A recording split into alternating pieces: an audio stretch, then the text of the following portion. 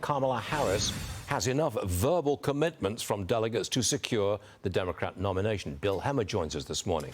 Are the Democrats as unified as they like to be and like to appear? Great question. On Sunday afternoon, I was making a bunch of phone calls, and a lot of the people I spoke to were just kind of lukewarm on Kamala Harris and her possibilities and her chances of being successful.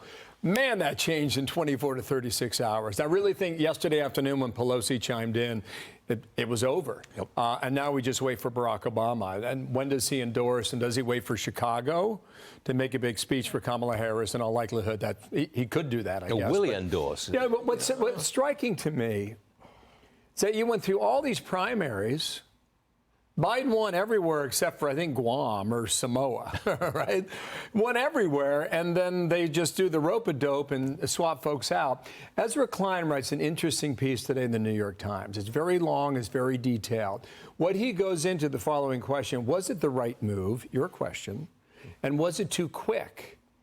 His conclusion that all of this is risky, and when you consider Chicago 4 weeks away, he's right about that. There is some risk in this, for sure. Now, it's very recent, I mean, just Sunday afternoon, that the president stepped away from the campaign. Are there any reliable polls so far in the last 2 days putting Harris against Trump? Yeah, it's a great question.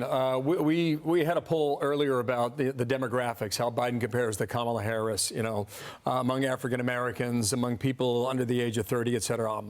They were pretty close to even in the numbers. I think she was up by 4 points on independents over Biden, but they were pretty close.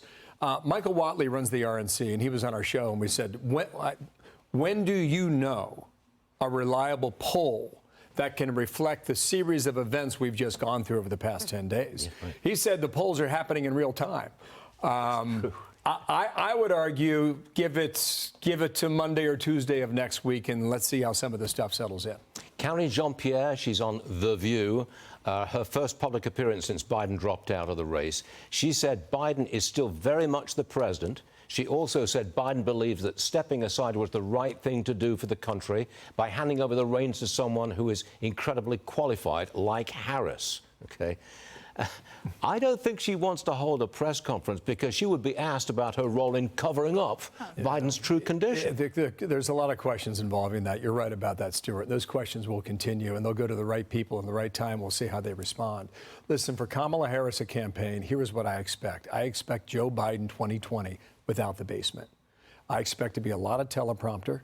I expect to be an occasional interview with a pop culture interviewer or something online, and probably, a network correspondent to interview her once every 30 days. I think the possibility of extemporaneous remarks on her behalf, I think they will try and limit that as much as they can, which is what they did in 2020, and it proved successful. Well, do you think Biden, the president, will go out and campaign with her actively, out and about on the road? Yes, I imagine he'd show up.